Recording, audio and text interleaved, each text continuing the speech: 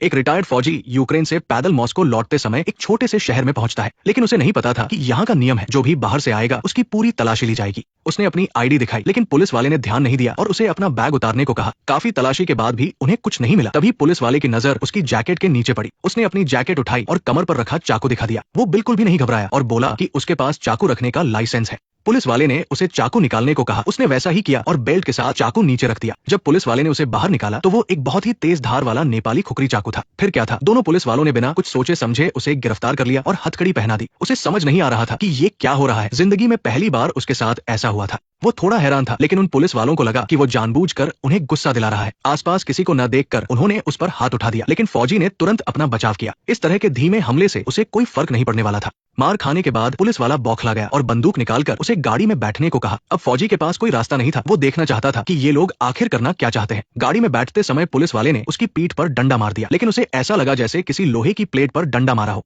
अगर ये जंग का मैदान होता तो ये पुलिस वाला अब तक जिंदा नहीं बचता। उसे पुलिस स्टेशन लाया गया और उसका सारा सामान जब्त कर लिया गया। फिर उसे एक काल कोठरी में डाल दिया गया। इधर पुलिस कैप्टन को पता चला कि उसके आदमियों को पीटा गया है। अपने गुस्से वाले स्वभाव के कारण वो इसे बर्दाश्त नहीं कर पाया। कैप्टन लॉकअप में डंडा लेकर पहुंचा और आते ही उसने फौजी पर जोर से डंडा दे मारा। उसकी पुलिस पर हाथ उठाने की हिम्मत कैसे हुई? आज वो उसे सबक सिखाएगा कि दुनिया कितनी जालिम है। कैप्टन ने पूरी ताकत से उस पर हमला किया, लेकिन दोस्तों चिंता मत करो, अभी उसे जितना मजा आ रहा है, थोड़ी देर में उसका उतना ही बुरा हाल होने वाला है। इस हमले से फौजी को गुस्सा आ गया और उसने पलटकर कैप्टन को एक जोरदार मुक्का जड़ दिया। कैप्टन ने आज तक ऐसी मार नहीं खाई थी। वो फिर से हमला करने ही वाला था कि एक अफसर ने उसे रोक लिया। उसने कहा कि इस आदमी का नाम और इसके सामान पर लिखा नाम अलग अलग है। पता चला कि डिप्टी चीफ उससे मिलना चाहता है। कैप्टन को अपना गुस्सा थूकना पड़ा और वो उसे लेकर ऑफिस पहुंचा। ऑफिस में अफसर ने उससे उसका नाम पूछा, लेकिन फौजी ने कोई जवाब नहीं दिया। उसे बिना वजह पकड़ा गया था। उसने सोचा कि ये पुलिस वाले बिना कागज देखे लोगों को कैसे पकड़ सकते हैं। तभी चीफ कमरे में आया। चीफ ने बताया कि कुछ खतरनाक कैदी जेल से भाग गए हैं, इसलिए बाहरी लोगों पर नजर रखनी होगी। चीफ ने इस अजनबी फौजी को ध्यान से देखा और उसकी आईडी कार्ड मांगी।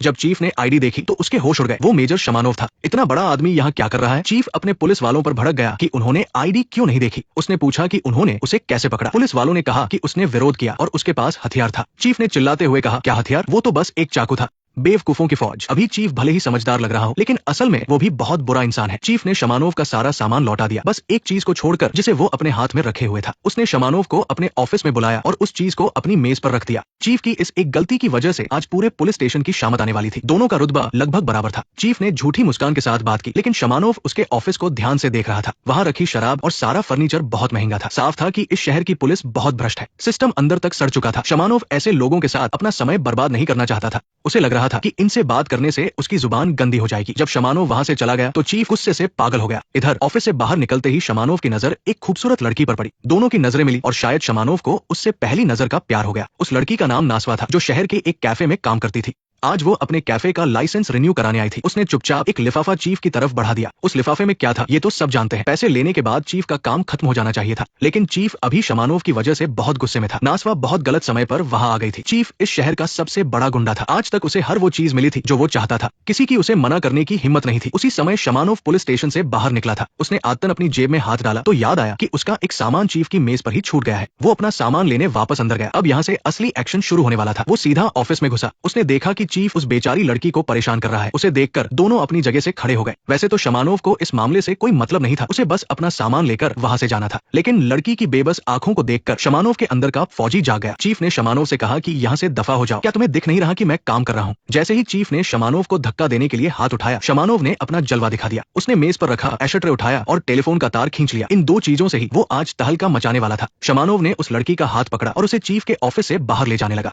तभी एक पुलिस वाला उनके सामने आ गया। अब एशट्रे का इस्तेमाल करने का समय आ गया था। जैसे ही पुलिस वाले ने अंदर का नजारा देखा और मदद बुलाने की कोशिश की, शमानोव ने उसे भी ढेर कर दिया। वहां मौजूद सारे पुलिस वाले हैरान रह गए। इतने सालों में आज तक किसी की पुलिस स्टेशन में गुंडागर्दी करने की हिम्मत नहीं हुई थी। उन्हें समझ ही नहीं आ रहा था कि वो क्या करें। शमानोव ने सबको पीटते हुए बाहर का रास्ता साफ कर दिया। लड़की को लेकर शमानोव पीछे के दरवाजे से बाहर निकलना चाहता था, लेकिन गलती से वो कैप्टन के कमरे में पहुंच गया। वहां उसे वही पुलिस वाले मिल गए जिन्होंने उसे परेशान किया था। अब तो इनकी खैर नहीं थी। पलक झपकते ही उसने सबको जमीन पर लिटा दिया। उसके लड़ने के तरीके से साफ पता चल रहा था कि वो कोई आम इंसान नहीं है। तभी दरवाजे पर एक और पुलिस वाला आ गया। कमरे का ये हाल देखकर उसका भी खून खौलने लगा।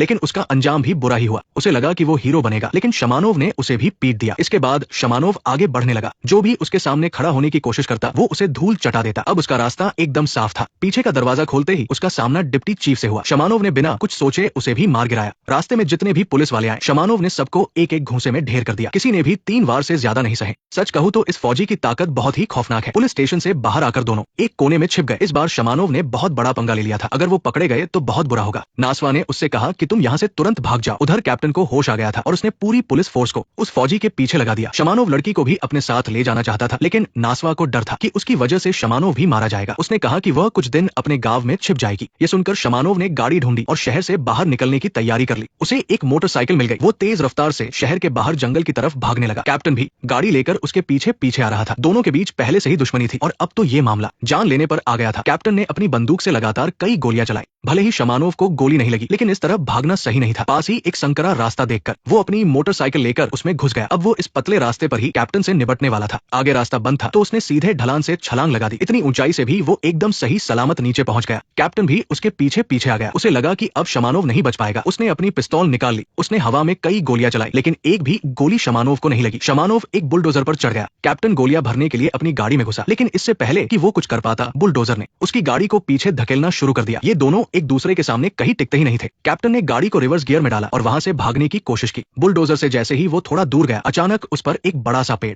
आ गिरा। शमानोव इन बेवकूफों को देखकर हैरान था। अब तो पुलिस वालों की ही गलती थी, लेकिन इल्जाम शमानोव पर ही आने वाला था। जब चीफ वहां पहुंचा तो उसने देखा कि कैप्टन की गाड़ी चकनाचूर हो चुकी थी। तभी पुलिस को शमानोव के बारे में पूरी जानकारी मिल गई। ये आदमी ग्रीन बेरेट कमांडो था। राष्ट्रपति पुतिन ने खुद उसे मेडल देकर सम्मानित किया था। वो देश का सबसे खतरनाक कमांडो था, लेकिन चीफ को इस बात से कोई फर्क नहीं पड़ता था। जिसने भी उससे पंगा लिया उसकी मौत तय है। इधर शमानोव घने जंगल में पहुंच चुका था। वो जानता था कि ये पुलिस वाले अब शांत नहीं बैठेंगे, इसलिए उसने तय किया कि वो उन्हें ऐसा सबक सिखाएगा कि वे जिंदगी भर याद रखेंगे। उसने जंगल की लकड़ियों से जाल बिछाने शुरू कर दिए। कील और डंडों से उसने कई खतरनाक भाले बना लिए, जिनसे सीधा टिटनेस हो सकता था। उसने इन भालों को जंगल के हर कोने में छिपा दिया। ये बाद में पुलिस वालों का काम तमाम करने वाले थे। उसे गुरिल्ला युद्ध का मास्टर ऐसे ही नहीं कहा जाता, लेकिन इतना काफी नहीं था। उसने और लकड़ियां काटी और खतरनाक जाल बनाए। इसके बाद उसने पूरे जंगल को अच्छे से समझा और एक पुरानी झोपड़ी ढूंढ ली। उसे देखते ही समझ आ गया कि यहाँ पुलिस वालों के लिए एक तगड़ा जाल बिछाया जा सकता है। दरवाजे और फर्श पर भी उसने जाल सेट कर दिए। वहाँ एक छोटा सा बेसमेंट भी था जो छिपने के लिए एकदम सही जगह थी। फिर उसे एक अलमारी में एक रस्सी मिल गई। अब उसके दिमाग में दुश्मनों को खत्म करने का पूरा प्लान तैयार हो चुका था। रात को वो खुले आसमान के नीचे जमीन पर सो गया। अब उसे बस दुश्मनों के आने का इंतजार था।